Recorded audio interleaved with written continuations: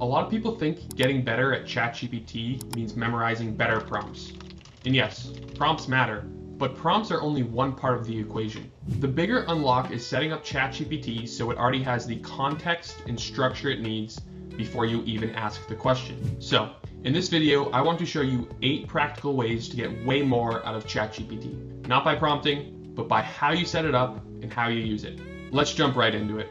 First, use projects for every repeat area of your life or work.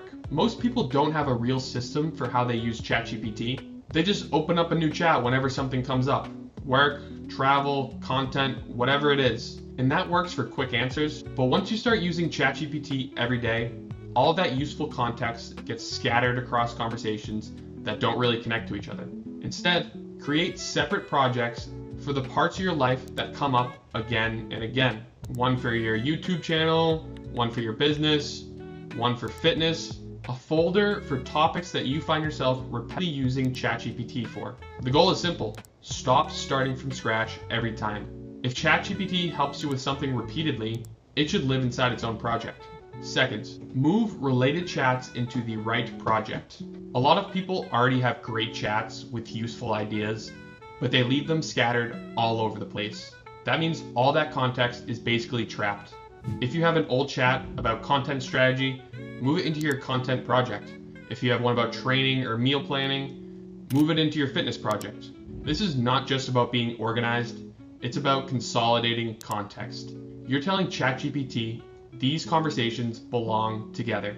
And when you do that, future chats get better because you're not rebuilding the same background over and over again. Third, upload source files into each project. This is one of the biggest ways to make ChatGPT less generic. A lot of people keep repeating the same background information in their prompts when that context should really live in a document, a spreadsheet, or anything that the project can keep using. And if you do not have that documentation yet, you need to create it. That might be a strategy document, a spreadsheet, a brand guide, a list of your past clients, or anything that gives ChatGPT the real context behind what you are doing. Because once the project has access to your actual material, ChatGPT is not just guessing from a prompt anymore. It is working from your source of truth. And the best part is that these files do not have to stay frozen. You can use ChatGPT to clean them up, improve them, add to them, or make them into a better working document for the AI to use. With source files, ChatGPT has access to the deeper context behind your work, your notes, your examples, your strategy, your past decisions, and the information that would normally be annoying to explain over and over again. As you can see, we are in my YouTube channel project found over here. And if we go into sources, we can see I got quite a few sources, all of them dedicated to a specific topic or concept about my YouTube creation process, whether it's who I'm targeting, my titles and thumbnails, whatever it is, a file, it exists.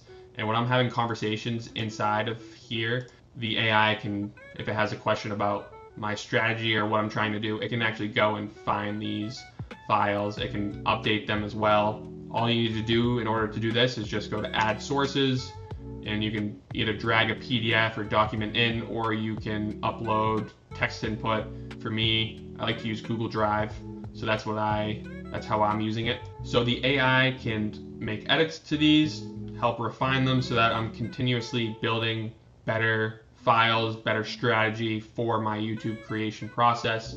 And the AI also has all of this knowledge. It doesn't have to ask me questions. And the outputs that it gives to me are very, very specific as a result of it having all of this information and knowledge. So my outputs are much, much better as a result of doing this. Fourth, write project-specific instructions inside of each project.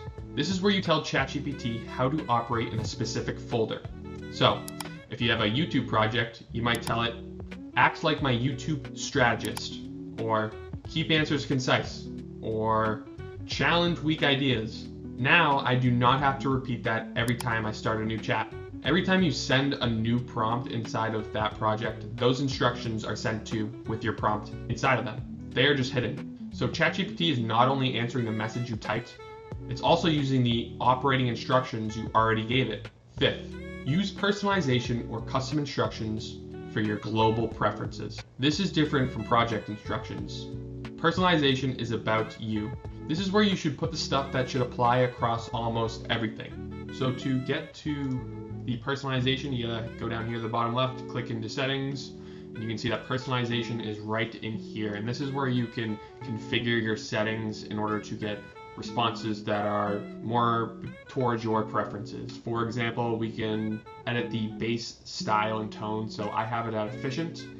That means I want the responses to be concise and plain, but you can also have it so that the responses are friendly, professional, quirky, candid, and cynical. This is an interesting one. Critical and sarcastic. And you can also edit some characteristics like the warmth, the enthusiasm, how you want your responses, whether it's header and lists or more paragraphs instead of lists. How much emoji do you want? Do you want more, less, or the defaults?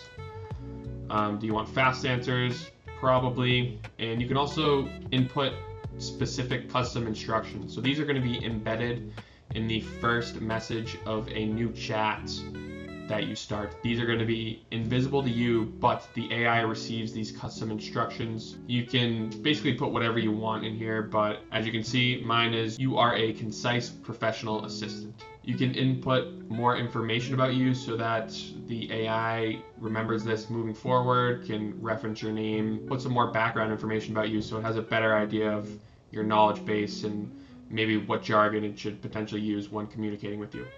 And then memory down here, I'll talk more about this, and the advanced settings, we can skip over that. Remember this, personalization will apply to all chats. Sixth, use memory intentionally. If there are reoccurring preferences or facts that genuinely help ChatGPT help you better, let it remember them. If something is outdated or wrong, you need to remove it. To do this, you just need to go into settings in the bottom left corner, go to personalization, then memory, and then click manage. Here, you can see all memories recorded, and you just need to click on the three dots here to delete them. If memory is accurate, ChatGPT gets better over time. If memory gets stale or messy, the quality starts to drift. And quick side note here, if you want a clean slate, use temporary chat. That's the move when you don't want a conversation affecting your longer term context. For example, I like to use temporary chats for the off questions that I have, single questions where I'm just trying to get a quick answer and I will not need that conversation later on. Seventh, use apps or connectors when real context matters. This is where ChatGPT starts becoming part of a real workflow instead of just a chat box. Here are all of the apps. I mean, there's so much you can really do in here. These are just the popular ones right here, but if you just go and you look at what you can do in here, I think the coolest one for me is Canva. It can actually go and create designs inside of ChatGPT. So if you're using repeated templates inside of Canva, you can actually just provide it with the images and the language you want to replace the template with.